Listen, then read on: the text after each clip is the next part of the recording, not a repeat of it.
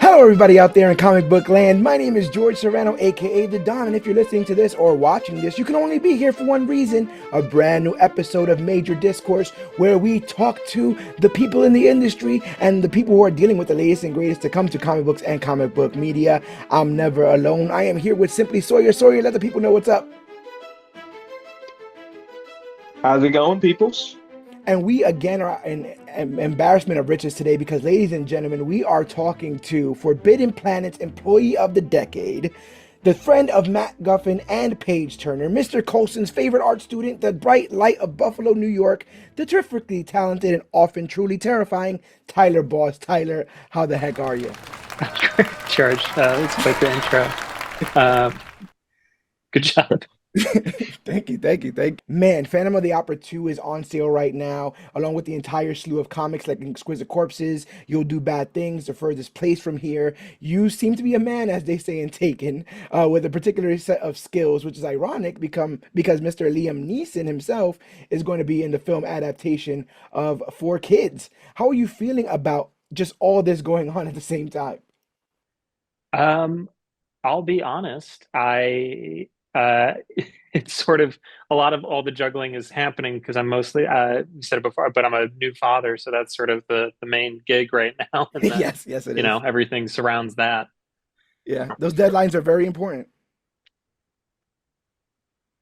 Yeah, yeah, no, for sure. We got to make sure the baby quite literally gets a pair of new shoes, so got to make sure the work gets done. 100%. No, you're right. Uh, just diving into all of your work, which is absolutely stellar. I just feel like you have a flair for horror, and you seem to occupy that space quite often.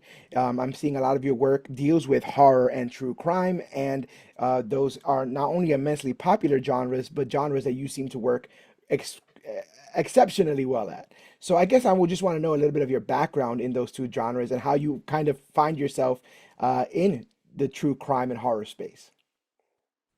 I think true crime, the to start with that portion of the question, like sort of comes from uh when I was younger, my older brother, he would always we had to always do trips for him, whether it was we were going to an out of town swim meet or we were going to visit colleges or we were going to do something for him. And so we'd always be staying at these different hotels or motels on the road. And the one thing that was always constant on those TVs was, just be true crime documentaries. And I think the one that stuck out to me the most was there was the Zodiac killer. And I remember sitting there hearing about the cab driver and then the couple in Verano. And the whole time watching this story, being like, oh man, I can't wait to figure out how they catch this guy. Yeah, Never occurring to me as a kid that like the story could have, sort of an unresolved ending. And I think right. that sort of um, terror that came with it was like, oh, that guy's still out there, sort of grabs you at a young age and kind of, captures the imagination in a way that never lets go. And then I think you see it a lot too with, I don't know what it is about, my first book, Four Kids, for all intents and purposes, is a comedy. It's kind of a mean comedy, but it's Yeah. it's meant to be funny.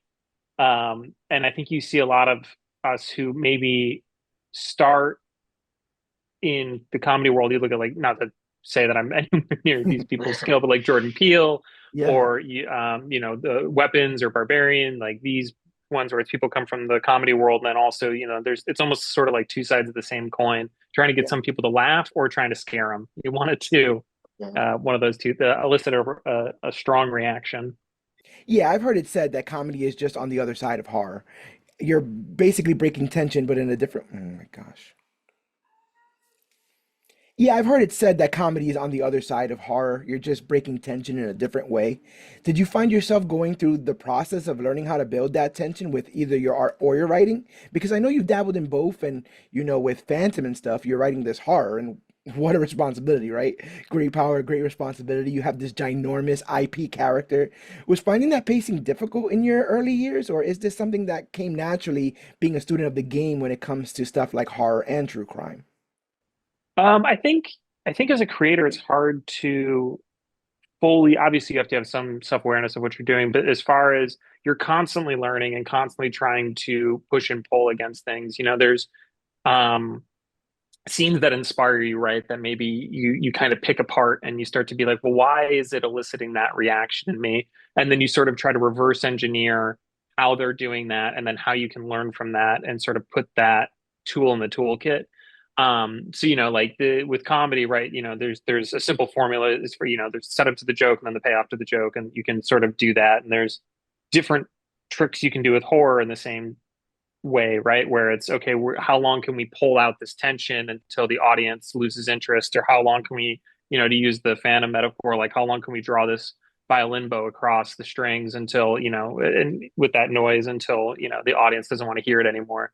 And it's you stress test things, and so there's a lot of iterating, and it's a lot of you start with one idea of what you want to accomplish, and then you iterate and you iterate and you iterate and you iterate until you have to send it to print and you can no longer fiddle with it. Yeah. We, with Phantom in particular, me and Martin, we're constantly, we're just about done on the last issue now. It's pretty much wrapped. We're doing just final little picking at certain things for it. Um, but it really is, it's up until the final moment we are just changing things and a word here, a thing there, and but I mean that's really the fun of it too is getting really in the weeds. Yeah. I when you I find or I look at comics as being a very personal experience because you're most part reading it on your own. Your pacing Mhm. is you moving it, the how long you want to take on each panel on each page. That's up to you. The voices that you hear in your head obviously are aided by the writers and the artists, but that's all kind of very, very personal experience. But then when you become a creator, I feel like a lot of that success deals with the partnerships and the collaborative nature that you've been able, the connections that you've been able to make in the industry. How in I guess how essential has those connections been and partnerships like with Matthew Rosenberg, who I know you guys collaborated on a bunch of stuff. How important has those connections been for, I guess, just this journey as a creator? Yeah, I mean it's everything, right? Like that's almost any vocation is it's the people. And like, Matt, he's my best friend. He's a dude I met randomly, decided to go to school and get a job at this comic book shop. And, a month in there, I meet a guy who also decided randomly to start working at this shop. And lo and behold, in New York City, he's a born and raised New Yorker, but I grew up in Buffalo and then moved there. I moved 5 blocks away from him. Just, it's certain things where it's synchronicities or, some cosmic, eldritch being, whatever you want to attribute it to. Right, right. But, and from there, that's really, you can almost sort of like signposts, sort of like you were talking about, like learning the craft and stuff, where it's like I sort of started crafting stories where when I was a kid, my grandmother, all the comic books I had were from garage sales. She went to flea markets or whatever, and she would get just random issues of, she knew I liked Batman. And so anything that sort of had a vaguely Batman thing, she would grab. And she'd bring to me, but they were never in order. It was always just Right. like part two of six in like a storyline. And so as a kid, what you do is you read that one thing that you have over and over again, and then you try to imagine what came before and what comes after. And that's sort of the first things where you're sort of, you're coming up with stories with these characters on your own.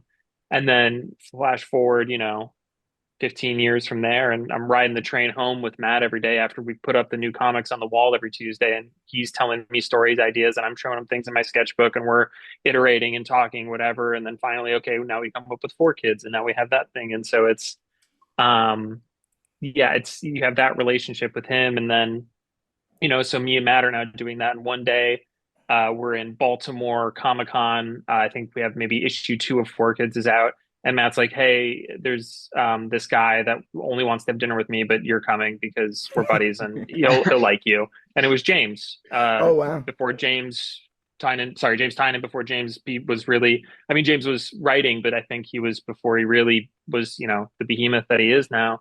And Yeah. so it was just like, it was, oh, okay, because Matt's friends with James. Now me and James are friends. So it kind of builds from there. And, it's as much as anything, it's a relationships. The relationships are part of the joy of it, really, right? Like it's getting to do cool things with your friends and and meet and make new friends, getting to meet Martin and now work with him on Phantom. He was already cast to sort of be on the book before they brought me on. And I think there was, Skybound and Universal were sort of looking at a lot of different versions of what the Phantom story could be, and ultimately, I think they liked mine and Martin's pairing of what we had in mind. That's a long They way of have good answering taste. They have good taste. They have good taste. Thank you. Yeah, I think it's really well done.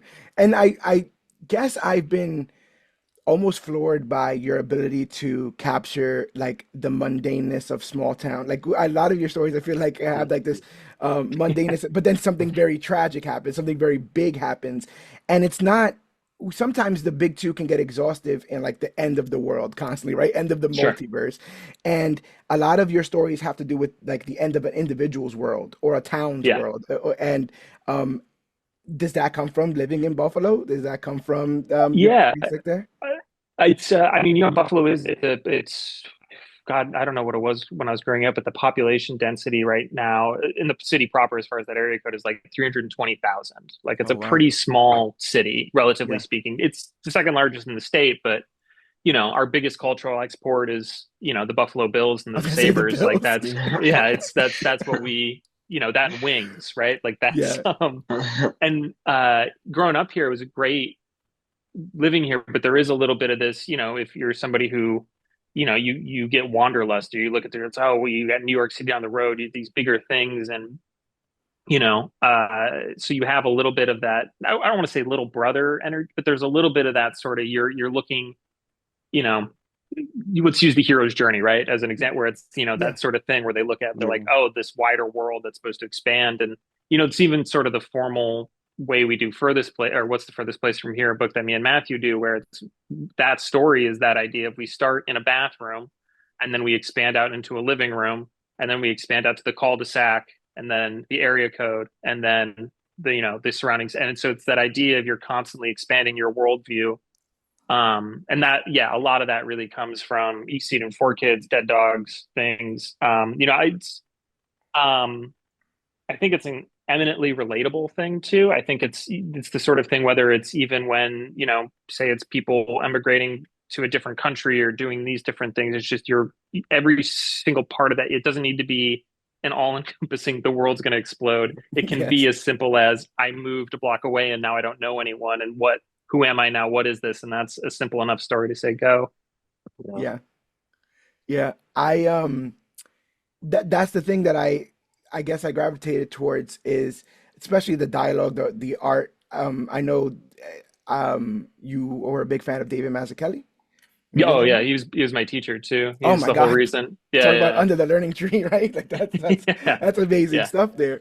But I laugh because we often get the question of like when's a good jumping on point with Mm. comics, and the more you get into comics, the more you start putting like your pinky up and being like, well, the first one you should tackle is the first ever comic strip ever written. But a lot of times it is that random issue.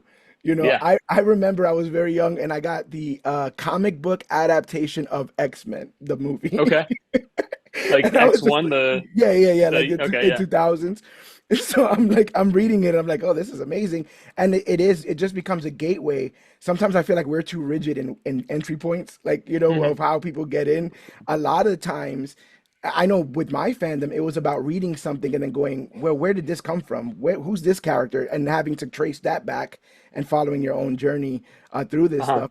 But simultaneously, a lot of the stuff that you've worked on is more short form. Do you like having definitive endings? I know even is it yeah, Four Kids is just like a It's cut, and five then and done, yeah. yeah. And I remember thinking like, but I remember thinking like that's so masterful. Let your brain kind of continue and write. Like it is what it Yeah. is. It's distilled. It's 110 proof. Don't water it down in an effort to elongate it. It's that good place quote. Humans like to water good things down just so they can have more of it. Yeah.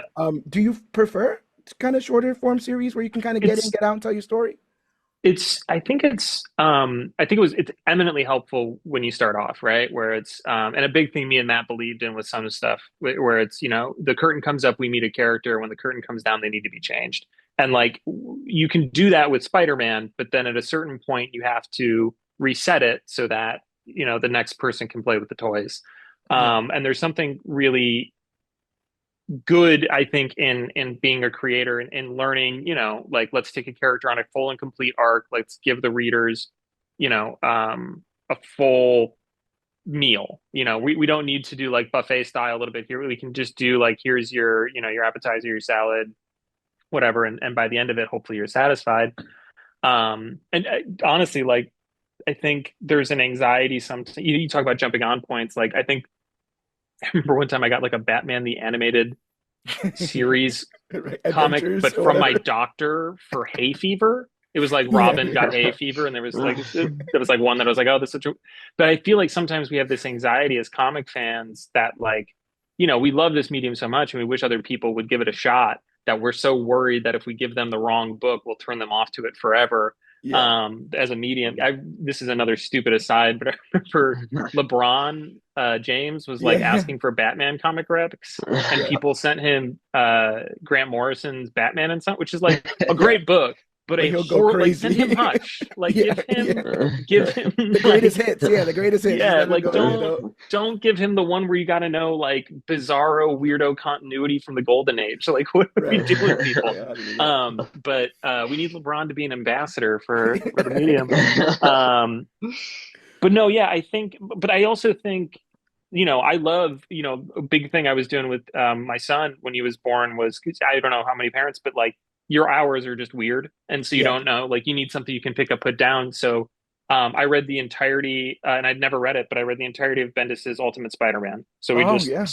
we just went through that, and like, and that was, what is it? It's the original runs 127 issues, and then it switches over back to number one, but then goes to it's close to like 200 issues, something like that. Yeah. And there was something amazing to watch. I mean, it's such a beautiful superhero story, but it's it took 200 issues to tell that story. And now it's gone on, and they've moved miles to whatever. But like, uh, that story feels like it needed to be that long, and it's a very different thing. So I think it's you know I think it's good for me as a younger creator, younger at this point, I'm in my mid 30s now, so I'm not young anymore. Yeah. But getting that, um, getting your reps, so to say, like I think, now I look at superhero comics, and I think Scott Snyder talks about this a lot, where it's the old Paul Kaminsky method, where it's you have your A plot that is your sort of um, overarching thing for that arc, and then you have your B plot that you're seeding that'll be your next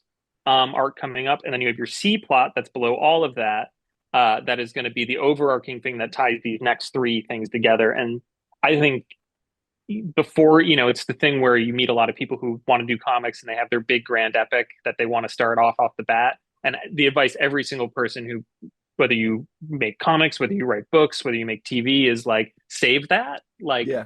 do the 10-page story inside your epic about like the guy who works at the butcher shop or whatever. Like and do that, because I think there's just so many parts of the craft that like have to be learned to then successfully be able to do those, like, okay, I'm gonna have 100 issue run on whatever whatever. Yeah. Yeah. Speaking of just not to put you on the spot, but with this whole Mhm. collaborative nature, and I'm guessing advice, was there a piece of advice that seems obvious now that you got somewhere in your career that you're like that at the time you didn't think of until someone kind of brought it up?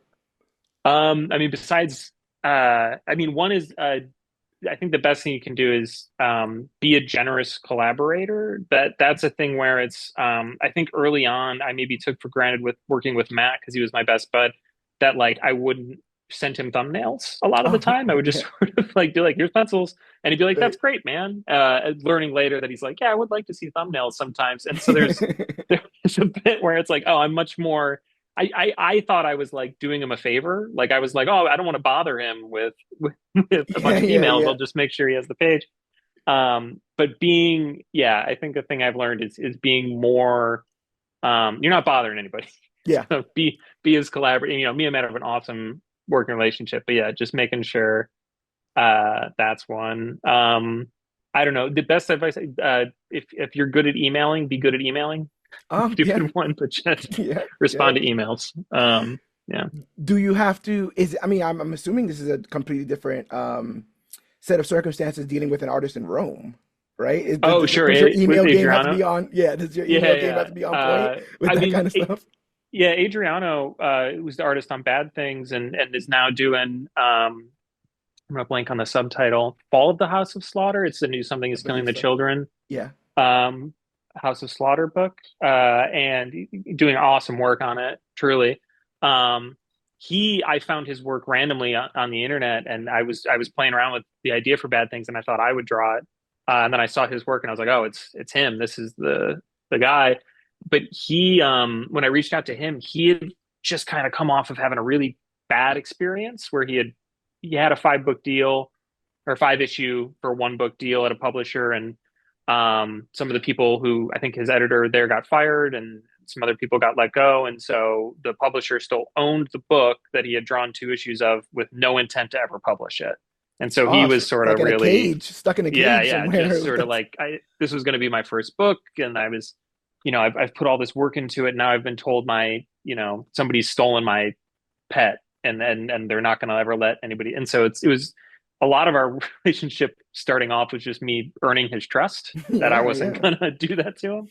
And then it very quickly turned into, an awesome working relationship where he's sending me all these Italian cartoonists that I've never heard of that like have never been translated or sent over here. And like I'm throwing him all these American cartoonists that he wasn't familiar with. And so it was like this super fun exchange of just like, getting a lot of European stuff and he's getting some American stuff. And then we're talking about both of us were like, when we first started talking, we're like newish to reading a lot of manga. And then we both were like getting super into manga. So I'm telling him about all these Berserk things I'm reading. He's telling me about, I think he was reading One Piece at the time. I Yeah, don't know if yeah, Oh my yeah. he's up to volume He's like 720 this of One little Piece. book, this little book called One Piece.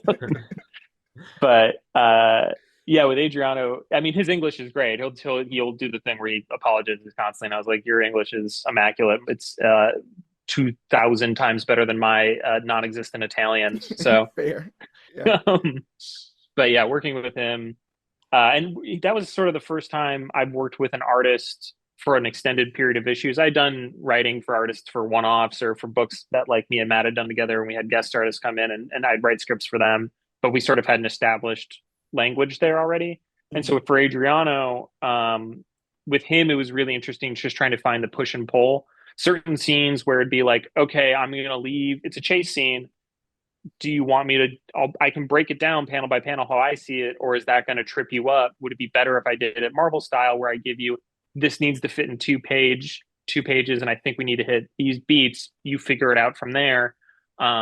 And honestly, he preferred that for some of the action sequences, but then dialogue sequences or more like heavy talk scenes, he sort of really liked having it more. Okay, this is what the body language should be. This is how I see them sort of leaning on this, and so same thing with Martin, where Martin wants very different things in his scripts. And I mean, Martin doesn't ask for anything, but he just goes and does his thing, and then you kind of you guys go, we figured it out together. But Martin's so uh, he's like ultimate nice guy. Like Yeah. he's like whatever you want to do. Uh-huh. So, Yeah, that sounds like a good collaborative partner. I'm yeah. definitely gonna stop monopolizing the conversation, but before I hand it over to Sawyer, I wanted to ask, um, as now you've always had the talent of writing, and obviously you've had books as you've written. Something like Phantom, do you become a better script writer for artists, given the fact that you were an artist? Is that a thing? I don't. I feel. I mean, I do. Hmm. I don't know that I'm qualified to say that. I think Okay, fair. that, but I do think, um, I do think being an artist, and I think you see it with, a lot of writers, comic book writers, Bendis was an artist, Hmm. Brubaker was an artist, Matt Fraction was an artist, Yeah. Mariko Tamaki. Well, I don't know if Mariko ever did art, but Jillian, her cousin, amazing artist. But like a lot of writers, I think, we do think visually. So I do think it helps. And I know a lot of writers who are not trained artists. Zach Thompson, a great Hmm. horror writer, Into the Unbeing, awesome book, and The Dregs.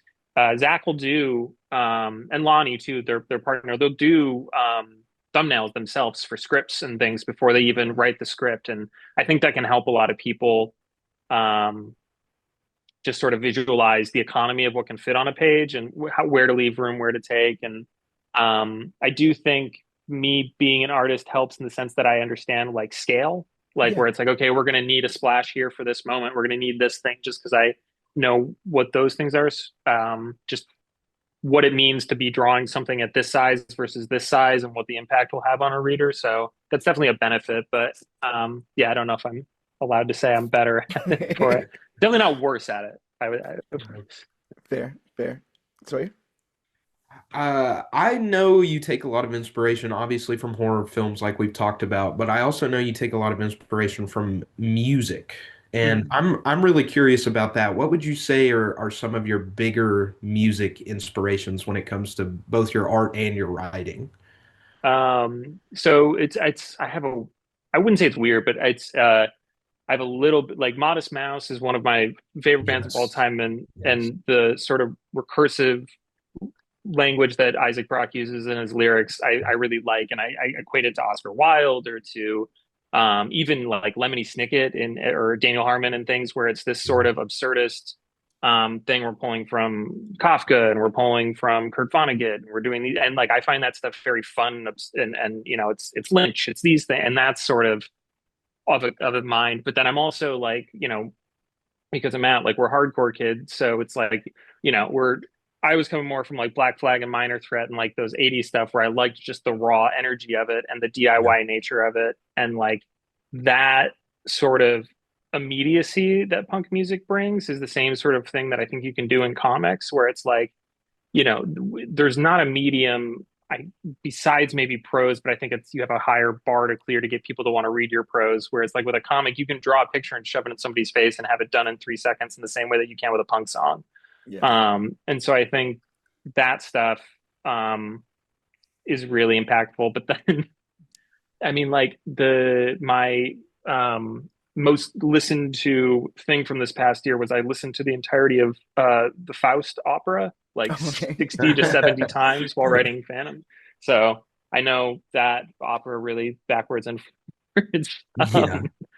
Uh, but yeah, it's stuff like that. Like it's a weird cross between a lot of punk music, a lot of hardcore music. That sort of like Olympia scene from the early 2000s of like Built to Spill, Modest Mouse, Heavens to Betsy, those kind of like post-punk bands, Cap'n Jazz, not part of the Olympus scene, that's more like Midwest emo music, but that kind Mhm. of stuff is really um yeah, really where a lot of I don't know, there's a sentimentality to that music that I think is pretty obvious in my work too. Oh yeah. There's an obvious amount where it's a little aggressive, but it's also trying to be a little sappy. Right. Um which is I think that you know what that music is like. I think what's the furthest place from here does a really good job of combining, like you said, the sentimentality with the immediacy and the message that punk is trying to convey. But also you mentioned absurdism, and I know that in Bad Things, The Stranger by Camus makes a little cameo. I think that's one of the most thought-provoking works of literature of all time. I'd really like to get your thoughts on that. Yeah, I really didn't read Camus until probably I was like 1920, and I was like remember walking into a bookstore and just being struck by that cover. And then sort of going down that whole rabbit hole of not just Camus, but also even like watching French Wave new films and Yes. the Yep. not Immanuel Kant, who was the oh, he's such a prick, the philosopher. That's Nietzsche. on. I was that's Yeah, on the I list. read, I That's did on the read all list. of Nietzsche. I took a college course on yeah the complete Nietzsche. The professor was not a good man. Even the people Um, that teach Nietzsche suck, dude. yeah, he was a terrible dude. Uh, Good teacher, terrible dude. The but I think that yeah, I mean like reading all of that stuff and so it's and the stranger in particular, there's parallels within that moment in the book and sort of attending that funeral Yeah. at the very beginning and thing that sort of wraps back into bad things as part of the soup that makes up that story. But I think a lot of that literature and things like that can feel if you don't read it maybe unapproachable or heady, but then as soon as you do you're like, oh, this is kind of silly and in Yeah. a good way. Yeah. And it sort of talks about the absurdity of life and things. And it's not to keep going back to Lynch, but like David Lynch, it's the same thing where it's I think people sometimes are scared of approaching his work because it seems impenetrable, and Hmm. I think more to it is allowing yourself to not have a preconceived notion and let Right. it be what it's going to be, and then afterwards have a reaction to it. And I think the same thing with Camus or even a lot of those French New Wave movies that sort of, Jacques Satie's like not Alphaville, but Playtime or Yes. Yes. uh, the 400. Well, 400 Blows is maybe closer to that's maybe more like my Dead Dog stuff than Bad Things, but I don't know that sort of stuff where I think uh, it it tackles I think some of the larger feelings of ennui that we have as humans Mhm. and live with while also doing it playfully. So it's because it's important to not take yourself too seriously. Right. Yeah. I just wanted to jump in real quick because um I just as of last year started watching Twin Peaks. Okay. And I knew about then it was because of the what I perceived to be the impenetrable nature of it. Hmm. Um but what I could equate it to is I remember, when I started into comics, obviously the big two were big and you want to dive into all these histories and go back. But I read Jeff Lemire's Primordial. And that is, about the animals that went to space and what happened if they were to come back. And the ending is so abstract that I remember in trying to like recap it, I like just found myself stuck. And then I just this wave of like it feels obvious now came over me of like it doesn't really matter what I perceive happened, more so than how it made me feel. Like how Yeah. this collection of images and what I'm perceiving to happen, how it makes me feel. And it changed the way I think of the medium because in a lot of ways there is a demand, especially when you talk about like a Spider-Man. I need to know if he's dead on page 20, right? Like I need to, Sure. he's Sure. got to, Yeah. there cannot Yeah. be any ambiguity. But with creator-owned stuff, I love this power and this control of like it's over. And if you wanted more, I'm sorry. Or like if you didn't really get that, maybe reread it, maybe read other literature, watch other movies, you'll get it eventually. That stuff Yeah. feels like it's palpable in a different way. In and almost trains the reader to be a better reader in allowing more of their stuff of their brain to go into the story that they're reading. So I think Yeah. it's interesting that you brought that stuff up because I remember being like a little stressed. I'm like, how am I going to explain what happens at the end of this? And I'm like, I don't really think that matters more so than how I felt. Yeah. I mean, it's like going up to a like an abstract expressionist painting and being like, "What's this mean?" It's like, well, it's more about how you interface Yeah. with it. It's but it's a totally valid question to be like that. Like, I think that's a thing that I, I think I don't want to say media literacy, but like I think culturally we are like taught that there's supposed to be always an answer to everything. I think that's just sort of education systems, whatever whatever it is. It's like a math problem or whatever. And I do think there is a thing of um, in taking art, whether it be music, theater, comics, painting, whatever, that it does, open ourselves up to. And that, yeah, you're totally right. Like we can't have Spider-Man in sort of an abstract thing, but I just allows for, and it's not going to work for everybody. It's a thing where it's like I know, I'm sure people who would hate the endings to Four Kids and hate the endings to Dead Dogs, and that's totally fine and a total valid reaction to those books because it doesn't work for them, and not to say that they're less media literate because they didn't like it or more literate because they did. It's just, um, it's the fun thing of art is subjective, and obviously your reaction to it is going to be the same thing. But what makes it special is when two people do interface with it in the same way, and there's that point of connection, and there's that point of like, oh, I've found you in this ethereal cosmic nonsense that is existing, and that we maintain a shared reality on this thing. Yeah, it goes back to what I was saying before about it being a very personal, pastime, but it grows in your heart when you realize that other people are feeling the same ways. that you're feeling about it, or have come to the Yeah. same conclusions with these books. I wanted to ask in regards to bad things. There seems to be a statement, a mission statement, or a statement in general that I wanted to know if this was something that you ascribe to yourself, where when you're doing this true crime stuff, how much responsibility do you have in regards to, like, these true crime podcasts would probably get, like, this, any particular one would probably get more listens if they included like the real 911 call or something, right? Like Oh, something very kind of that could be seen as gross or whatever. Where's yeah, the line in regards to like true crime and horror, yeah, as for far as what sure. becomes gratuitous or distasteful versus, you know, Yeah, I think I probably have more leniency on any of where I have my own personal, like, for instance, I'll name drop some ones that I think like there was, I think it was Sword and Scale was one that used to play 911 calls, and I yeah, thought that stuff was vile.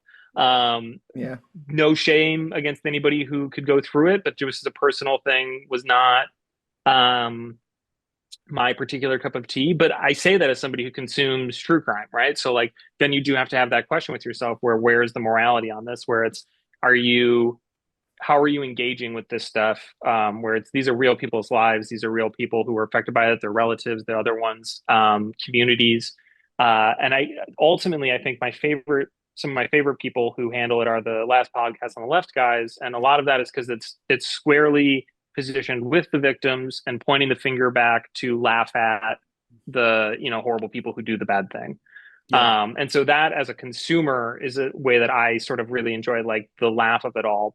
But the morality of it, there's it's a complicated question. Like it's I don't think yeah, there's an easy answer to it. I wouldn't tell anybody that I thought they were inappropriate for listening to those 911 calls, because that's a thing that happened that you're going to have a response to or whatever. But yeah, certainly not my cup of tea. Yeah. go, go, go. Sorry.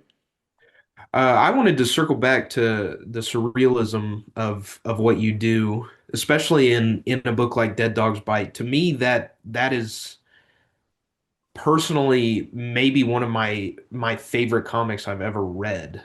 Oh, dude, And thank you. Really, really good. yeah, I mean, just as much praise as possible. Absolutely fantastic. Changed the way I see the medium as a whole. But the core of it is the theme of the meaning of life, or at least that's the way I interpret it, or the illusion of the meaning of life.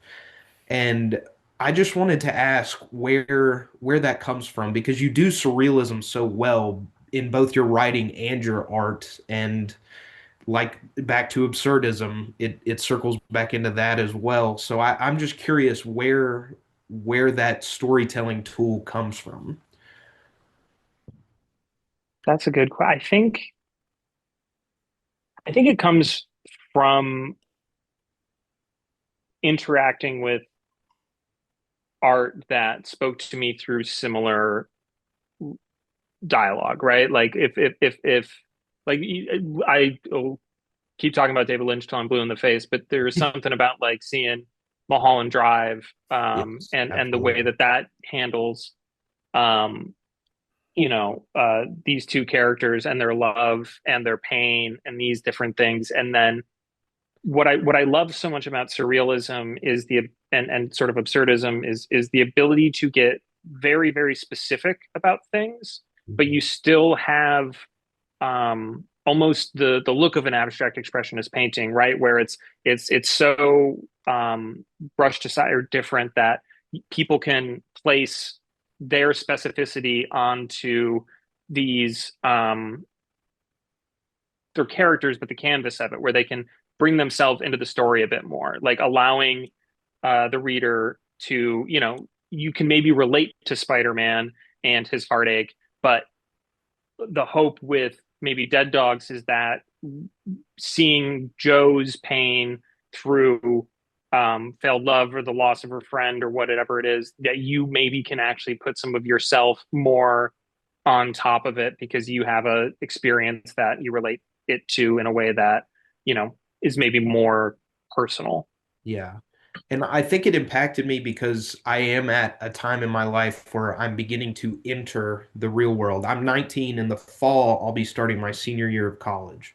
Hmm. So after that, it really starts to get like you have to contribute to society and you have to have a career and I just don't know for sure that the path I'm on is the path I want to be on forever. So reading something like that impacted me really deeply. And really I'm just going in a roundabout way to say thank you for creating it. Thank you It's for reading it. it was very impactful. But to follow up on it, I wanted to also ask about your use of either a limited color palette, specifically the color red. Yeah. A through line in all of your stuff that I've noticed is a lot of red. And I really enjoy that. I think it adds to the impact of the story in pretty much every case. But again, I want to know where does that come from? Why red, I guess?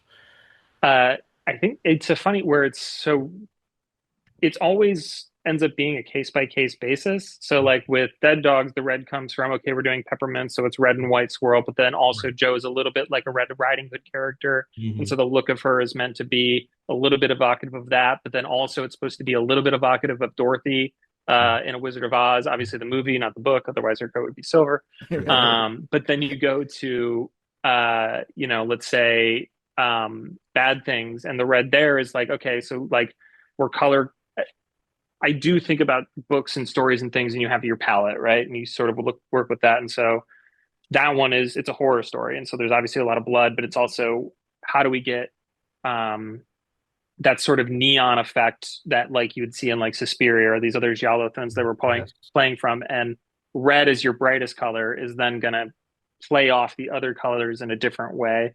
And so it's like I think you're right. It comes a lot. My other one that I use a lot is yellow. So it's really Yes. those Yep. two where it's like they're bouncing back and forth, and that's it's always it's never to try and get those ones in there. They just always seem to be the answer to the question I've posed. Right. It's interesting, so you just brought up like coming of age and like feeling the responsibilities. I feel like a lot of your work almost goes out of the way to say that not even the adults have it all together. Like they're and that's a Yeah. feeling that I kind of get. I thought like and I think everyone has like this feeling. They might not confess it, but I thought like you would reach an age and there's like a switch. And it's like I am an adult now. I now Yeah. know how to do this and fix that in my taxes and all this other kind of stuff. And it never kind of does, but people look to you like you know more and can do Yeah. more and be more, and that kind of makes you want to. But I look at uh for kids, and it's like the kids are more sure of themselves than the adults in that book. Like they know That what they was are and what they want. I don't know how much of that was intentional. and that was the initial entire pitch for Four Kids was, the way we sort of thought about it was uh a little bit like how Wes Anderson sometimes does it, where there's a thing where he treats his child characters like they're grown-ups and the grown-up characters like they're children. And Yeah. Yeah, that's it felt exactly what, very Royal Tenenbaums yeah. esque.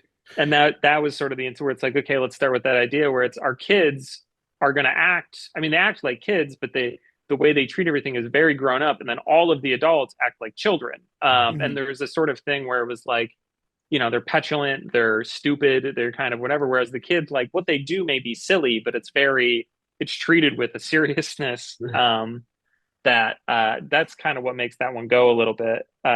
Like, but that's I think there's a truth to that. I mean, there's something even in like furthest place. The idea there is all the kids is sort of like it's you and your friends are the most important and only thing in the world, and everything else around you is just an obstacle. And that is how it feels to be, you know, from 12 to 16, 17, 18. And then there is that thing where at 18, when the world opens up, what you're kind of talking about, so you're about to experience, I got to go out and I got to do these things. And am I going to lose these friends, or am I going to do these things? And don't worry, it's great. The world's, life is a beautiful, well, no, the quote would be, the world's terrible, but life is beautiful. Yes, that's true. And so,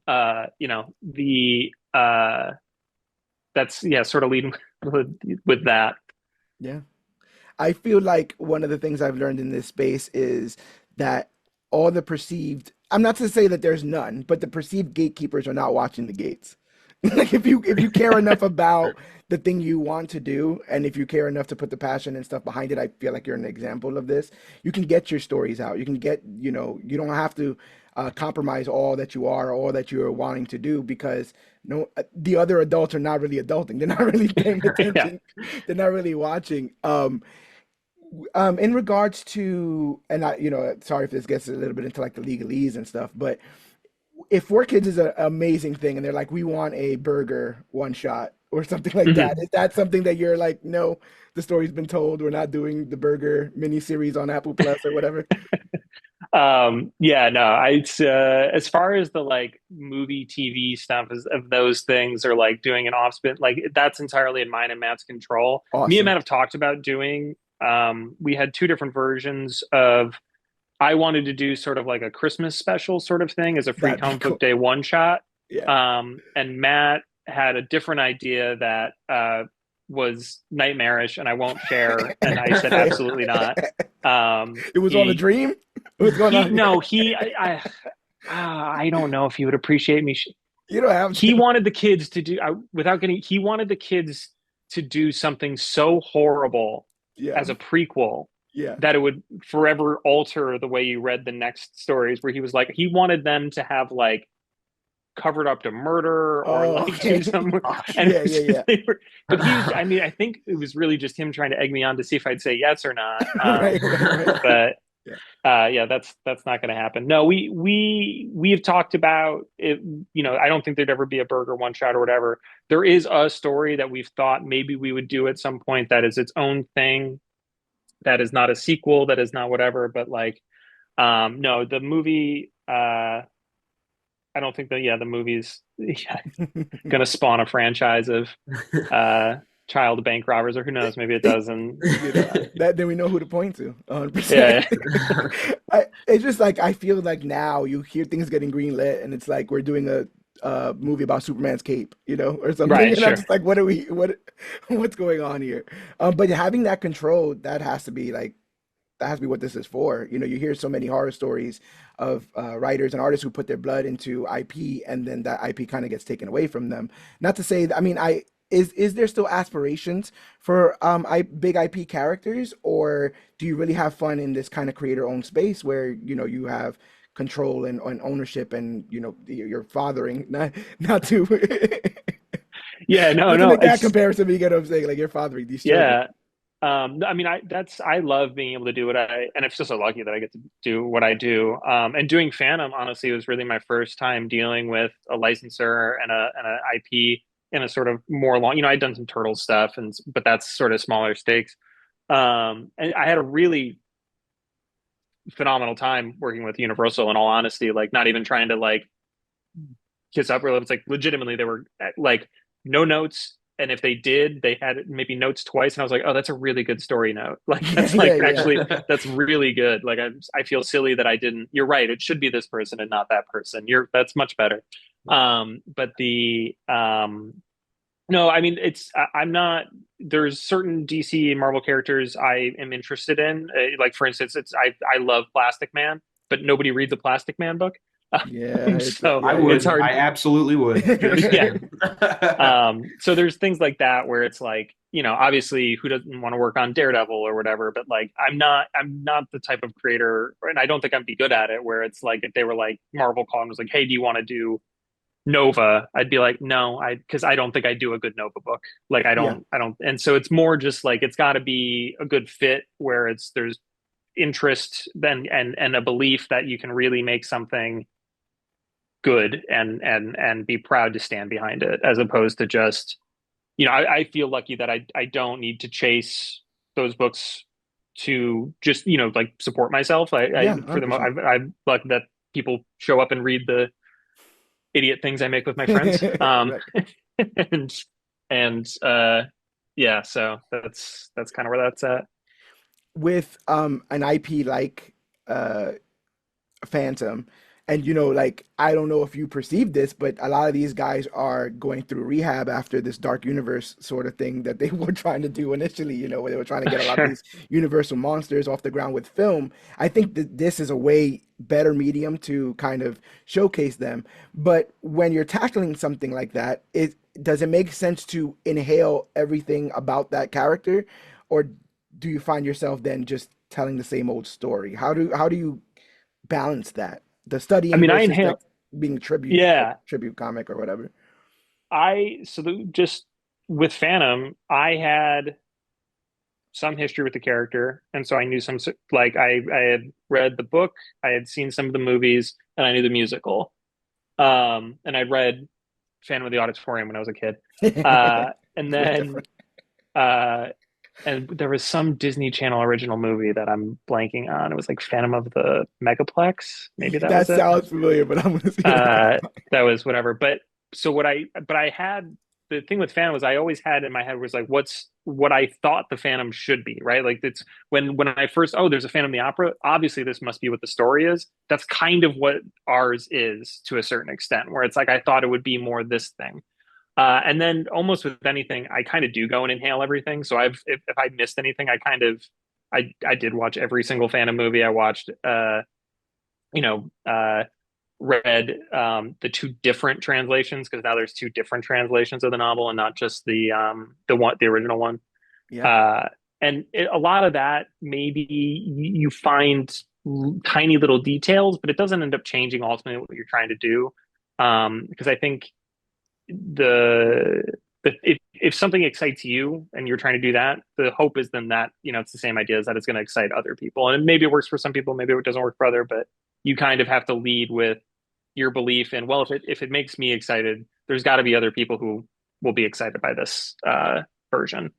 Yeah, because I gotta say I gotta figure it's a balancing act. If I'm a diehard fan, I would want to see those, either tropes or things that I remember Hmm. in the book.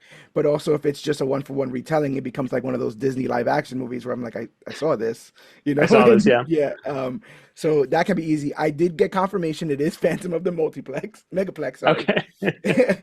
2001. I mean, 2000 Disney Channel original movie. From a selfish perspective, as someone who just left there after being there, majority of my life, what is it about New York City? What is it about Brooklyn? What is it about that being your new kind of stomping grounds that you're digging in part as, and does it help at all in the creative Oh, sure. process? Well, I actually live in Buffalo again. I Oh, moved Buffalo, Buffalo. Yeah. yeah, we're back in Buffalo. I know I spent 10 years in Brooklyn. I loved living out there. I had a great group of friends, different artists, and people. And, there was a benefit of being 20s in your 20s and sort of having a dream and then trying to figure out how to survive while doing that, especially in New York, where it was like, I don't come from like Money. I'm paying my own rent, I'm paying for Yeah, school, I'm yeah, paying for yeah. like Yeah. so it's I'm working 80 hours a week, whatever, doing others. I worked at two different comic shops. I was a dude's assistant. I'm working backgrounds, whatever. And you can do that in your 20s in a way that like in your 30s, I was like, oh, we should live within our means a little Yeah, a bit, little bit, a little bit. which is pretty nice now to be able to do that. But I think what was great about it was it you have that excitement to, even when it's hard, keep going and keep working and keep doing the thing. And it's New York, it's the biggest. I love living in Buffalo. I'm a big sports fan, so like I love going to see my Bills and my Sabres. Yeah. But the it stinks that like I really really really wanted to see Nirvana the band, the show, the movie, Oh, yeah, yeah, and yeah. it was only available in Toronto, and I was like, Oh, yeah, it's in New wow. York right now. So if I was in New York, I could have seen. So movies, that's the one thing where I wish there's some stuff you get a little New York privilege, New York LA privilege to be able to see some stuff. Yeah, it sounds a little bit like you did the whole like Smallville to Metropolis, back to Smallville kind of thing. You Back know to what I'm saying? Smallville, yeah, You're like, exactly, yeah, I did what I had to do. So yeah, yeah. yeah. I've got a question going back to you working. You're obviously involved now pretty heavily with Tiny Onion. Hmm. And I'm I love like a James shill. Tynan. I love James Tynan since his Detective Comics run. That was one of the most impactful any comic, but especially Batman comics that I've ever read. So I'm just curious what it's like to work with a guy that's obviously such a visionary because I'm a huge Exquisite Corpses fan, and I know you've done a couple issues for it as well, and are going to do the Rascal Randy one shot. which I'm really looking forward to because he's my favorite. But The man hasn't um, said a word in 11 issues. Yeah, yeah. It's good. We just finished issue two. It's Oh, actually 5 issues. Dylan oh, Burnett's killing it. oh, it's a mini, awesome. even Yeah, better. Now I'm even yeah. more excited. But Yeah. It's I'm good. just It's like a curious. weird slasher. I'm just curious what it's like to work with a guy like that that has such big ideas. James, yeah, James is great. He's funny because he's a little bit. Have you read Nice House? Yes, yeah. Okay, so he's kind of like the Walter character a little bit sometimes, where he Okay. he likes to he has all he likes to gather his friends, and then he sort of likes to sit back and watch what they do. Uh, and in a sweet way though, as opposed to Not, yeah, not malevolent like that. yeah, not malevolently. But no, James is wonderful. I think the biggest compliment I can really give James beyond like, he's such a talented writer, but really generous spirit. He believes in people and he believes in, not a lot of people have attained the success he has. He could just write his books and do that. And instead, what he's turned around and done is he's made Tiny Onion and he's used that to elevate other people, behind him. Yeah. A lot of people, not to say they would pull the ladder up behind him, but James makes sure it's dusted off. He asks if anybody he needs a hand's coming up of it. If he believes in what you're doing or whatever, like it's pretty cool to get to work with him and also just sort of see his process as far as he approaches character and sort of story, and it's different from me and different from Michael Walsh or different from Hornset Picchu Show, but how each person can kind of complement one another and take a bit of maybe this person's thing here and this person's thing here, and like that's how we sort of built Exquisite Corpses in the writers' room. It's a lot of fun, and yeah, it's fun to. I feel like it's only still the kind of the beginning, which is weird to say about somebody who's sort of at the height James is, but it sort of really does feel like it's cool to be at the ground level, even though Right. he's the ground level starts 70 floors up. Yeah, the Corpses tour came by here. We had to drive a bit to get to it, but James and everyone around him just seems incredibly enthusiastic for Tiny Onion. But also the word that like comes off to me is like I feel a sense of loyalty. I feel a sense of like these are soldiers that are willing to go down with this ship, if push came to shove. You can feel that energy. And I know that just like any other job, this can be like any other job, right? Where you still have to hit deadlines, you still have to make Mm-hmm. money, you still have to, go for your own self-interest. But it has to be amazing. Like you're saying the same stuff with Matt, where it boils down to a bunch of kids, getting together Yeah. and making something really cool. And I also feel in the creative space, as corny as it may sound, I go back to Spider-Man, New Yorker, right? Where if you have the great power to create, you kind of do have the great responsibility to create because there's Yeah. people who don't want to, don't care to create, care to consume, and there's nothing wrong with that. But if you have it in the back of your mind that a story should be out there, but you don't create it, then somebody else will, and maybe not do it as well as you, or maybe do it in a different way. You're kicking yourself. Ah, dang, I should have, written that thing. I come from the city of a million underground rappers, right? Everyone, everyone in the world. Oh, if I only had a deal, if I only had a studio, whatever. And it's like, well, if you want to make this stuff, like you totally can. And I think that what we do here got bigger and better the more, like you said, in the collaborative effort of getting all these people together. So um, I say that to say, how do you avoid, or have you experienced any burnout? There's a lot of fun that comes in this industry, but Yeah. Yeah. the turnaround for some of this stuff, it has to be crazy, right? Oh, Where it's like I'm it can be working on brutal. this here, and I'm working on this here, and I'm on the third page of this here.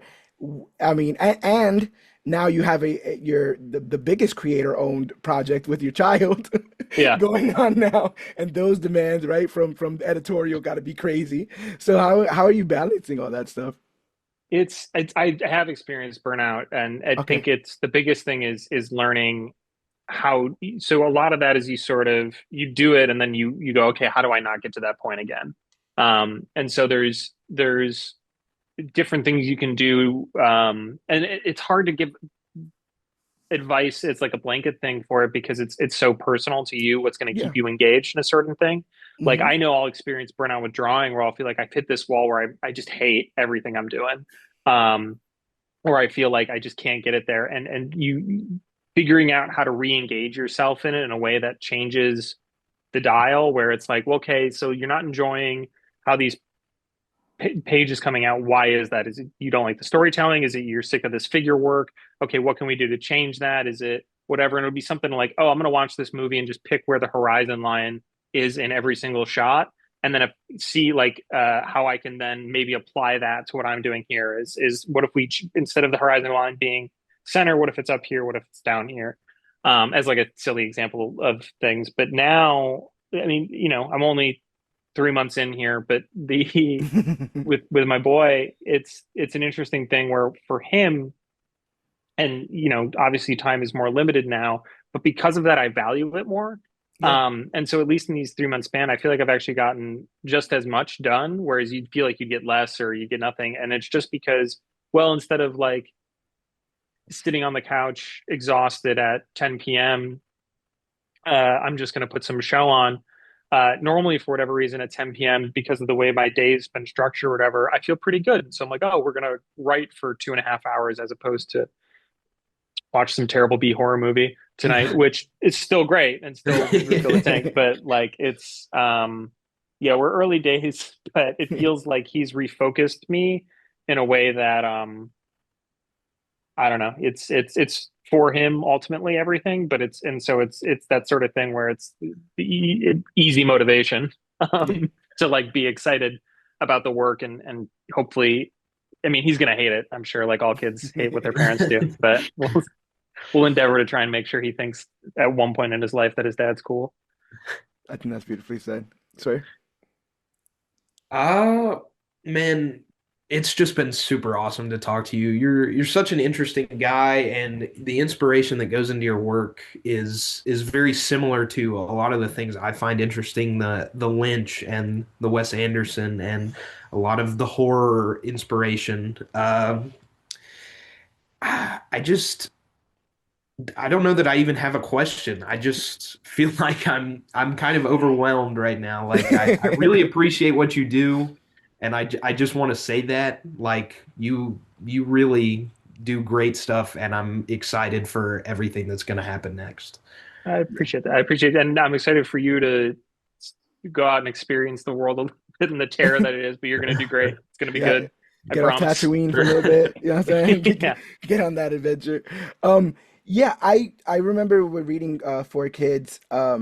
We had just came off of the 40th anniversary of the Batman Returns, Dark Knight Returns. Frank Yeah, Miller, yeah, yeah. humongous book. And one of the things I didn't realize in that um, until like I did a deep dive was how intricate the panel layout was to create almost like a heartbeat for the story, and then boom, splash page, and a Yeah, heartbeat. yeah. And now I'm reading Four Kids, and again, it's not the end of the world, but I'm watching these panel layouts and how it drums up comedy, the ham radio stuff Oh, sure. Yeah, yeah. with the weirdo that keeps answering, that keeps answering all that stuff. So like, I guess again, Captain Glory Hole. yeah, yeah, that's what it was. That's Yeah. exactly what it was.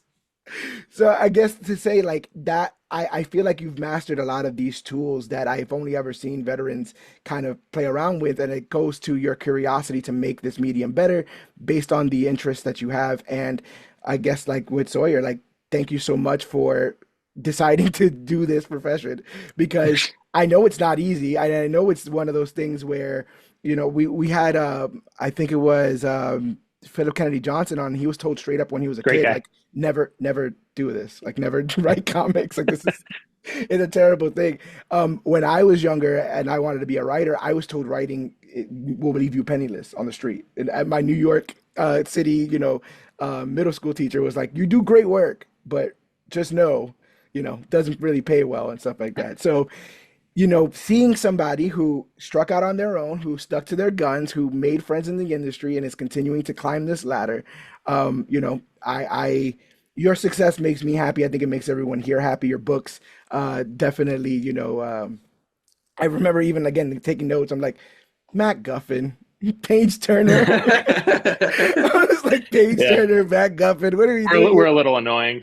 No, but I love it because it's one of those Russian nesting dolls of content where it's like if you Yeah. just enjoy it on the face, amazing. If you open it up and you get those references, really cool. And if you keep opening it up, there's stuff there. Do you think that's just coming as a fan of comics, fan of media in general? Do you seek Yeah. out to be cute, or is it just like, oh, this would be funny if I'll just do something a little thing here? I mean, it's definitely it's a little bit it's all of that. It's being a big fan. It's trying to also not take yourself too seriously and put so you're it's put some of these things in there. I'm not writing War and Peace, right? We're doing these things. So um yeah, no, it's gotta have fun. Yeah. I will say Matt Pizzolo, who's the publisher at Black Mask, who put out Four Kids. When I sent him Dead Dogs, he called me an asshole when he read Matt Guffin. He's like, "You're such a prick," but which yeah, um, but yeah, no, it's yeah, have fun with it. That's Yeah. Yeah, no, I totally get it. Again, I think this medium is incredibly unique. The more I dive into it, and we've been kind of talking about this stuff for about 10 years now, but now, I'm going to these cons, I'm meeting these creators, I'm meeting the editors, I'm just seeing how the sausage gets made. And sometimes I think that part is incredibly underrated because we get the finished product and it's a paper book, right? And then we put it away.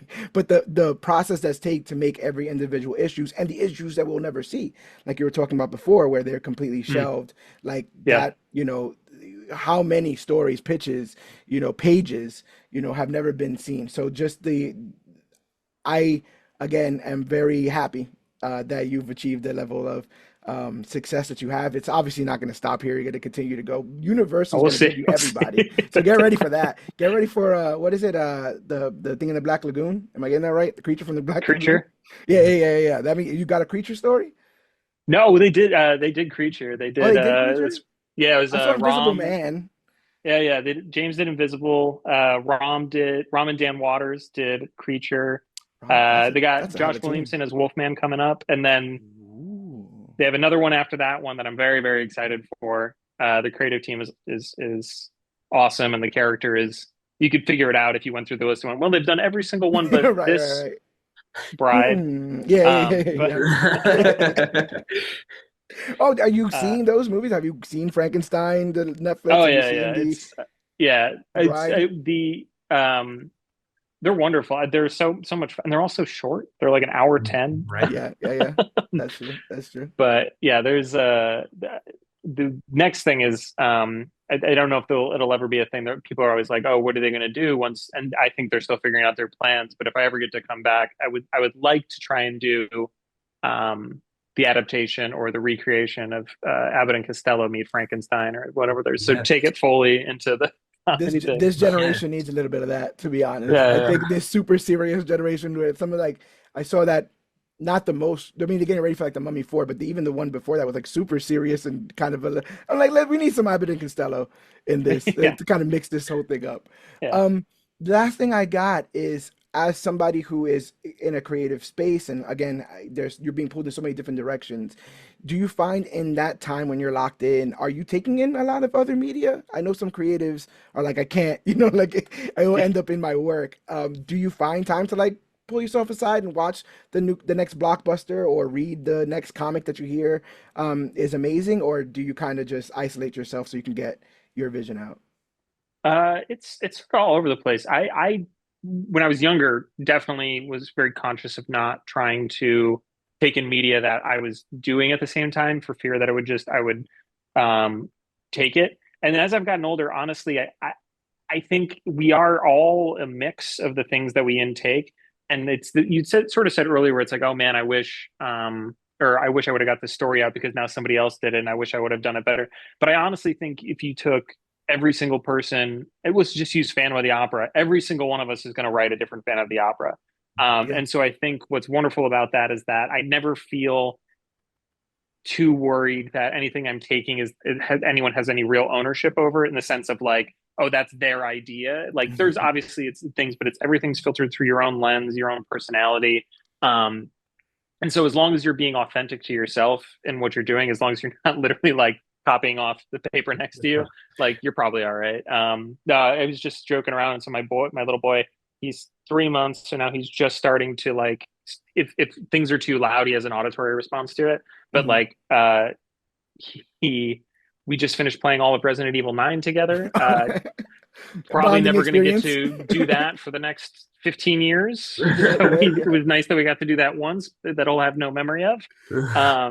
But it was like, there was weird 3 hour windows where, I don't know what we're going to be doing for 4 hours. You're either going to be up, you're going to be down. So we watched every single 90s prestige drama that's over 3.5 hours that I hadn't seen. So it was like That's amazing. Titanic and then Malcolm X and then JFK. And then, so That's he's seen a lot of interesting movies. But yeah, no, I'm a media hound. Like I love watching movies, love reading books, love reading comics.